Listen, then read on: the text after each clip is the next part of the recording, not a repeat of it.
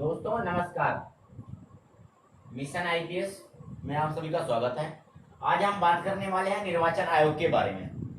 निर्वाचन आयोग जो हमारा टॉपिक है आज का वो निर्वाचन आयोग का है, ठीक है ना। इसकी एक या दो वीडियो आएगी। एक तो होगा जो स्टेट निर्वाचन आयोग होता है और ये अपना केंद्र का जो ऑल ओवर है, ठीक है। तो निर्वाचन आयोग का जो संबंध है वो आर्टिकल अनुच्छेद 324 में है। सिर्फ एक ही अनुच्छेद है 324, जिसमें ये कहा गया है कि निर्वाचन आयोग जो क्या करेगा वो संसद, राज्य विधानमंडल, राष्ट्रपति, उपराष्ट्रपति के चुनाव की जिम्मेवारी किसकी होगी? क्या होगी? निर्वाचन आयोग की होगी। अच्छा ठीक है।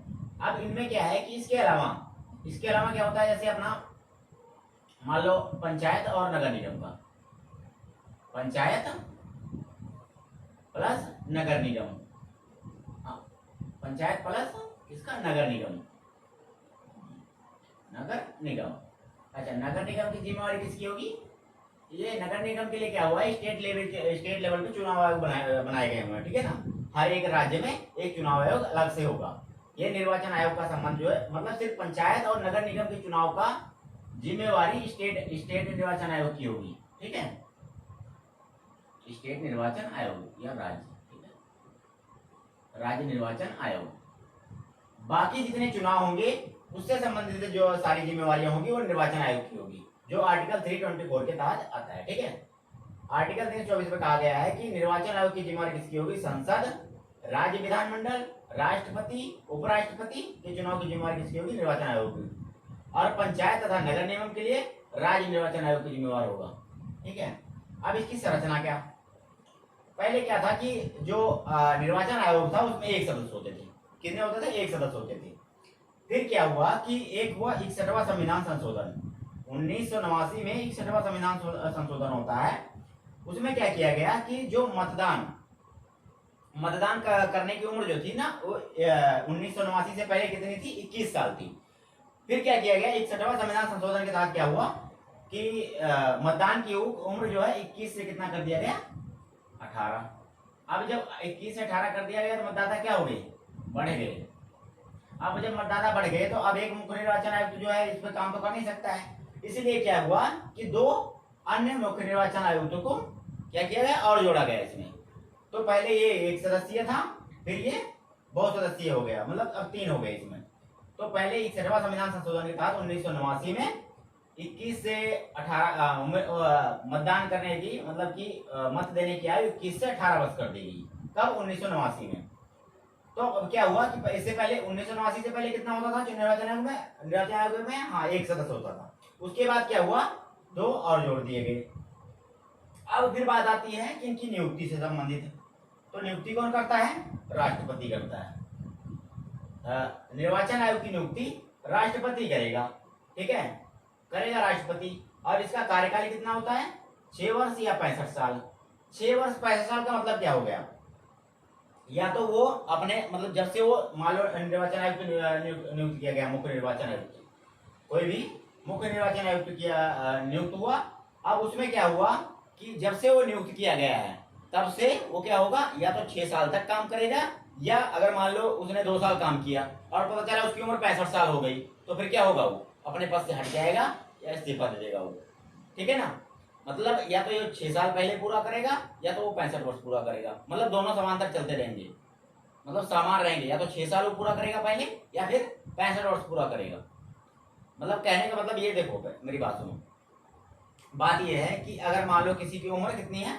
60 वर्ष है और वो क्या हुआ? चुनाव आयुक्त नियुक्त किया गया, तो पहले क्या होगा? पहले 65 साल हो गया ना उसकी उम्र, 65 साल में वो क्या होगा? रिटायर हो गया, ठीक है। अब 6 वर्ष तो उसने पूरा ही नहीं किया, 65 वर्ष, तो ये दोनों समान लागू होंगे। या तो अगर 606 वर्ष पहले पूरा हो जा रहा है तभी वो रिटायर हो जाएगा, या 65 वर्ष पूरा हो जा रहा है तभी वो रिटायर हो जाएगा, ठीक है। अब क्या होता है, इनकी शक्तियों के बारे में हम बात करते हैं। अब क्या होता है कि उनमें 3 है मुख्य निर्वाचन, एक मुख्य निर्वाचन आयुक्त है और 2 अन्य निर्वाचन आयुक्त हैं। लेकिन क्या है कि हमेशा जब भी वो कोई डिसीजन लेते हैं तो वो बहुमत के आधार पर लेते हैं। अगर मान लो कहीं ये कोई कह रहा है कि मान लो मुख्य निर्वाचन आयुक्त है, मुख्य निर्वाचन आयुक्त हो गया ना, तो आपके मतलब कि निगाह में होगा कि मुख्य निर्वाचन आयुक्त जो है वो मतलब सबसे बड़ा होगा, 2 ये छोटे हैं, तो ऐसा कुछ भी नहीं है।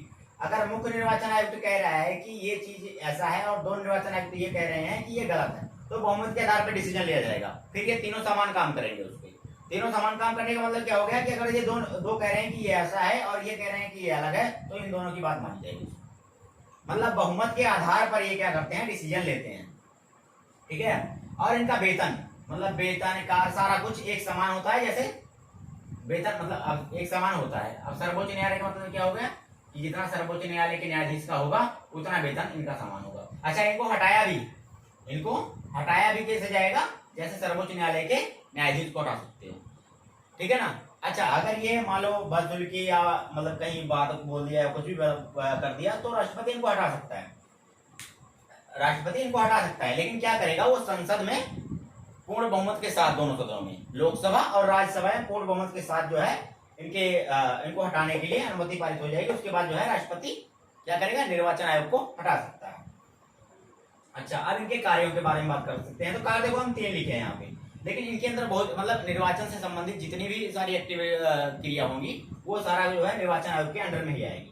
अब देखो, इसका पहले काम है निर्वाचक नामावली तैयार करना, प्लस योग्य मतदाता पंजीकृत करना। जैसे अब मान लो कोई 18 वर्ष का पूरा हो गया है, तो उसको पंजीकृत करना किसका काम है, निर्वाचन आयोग का ही काम है।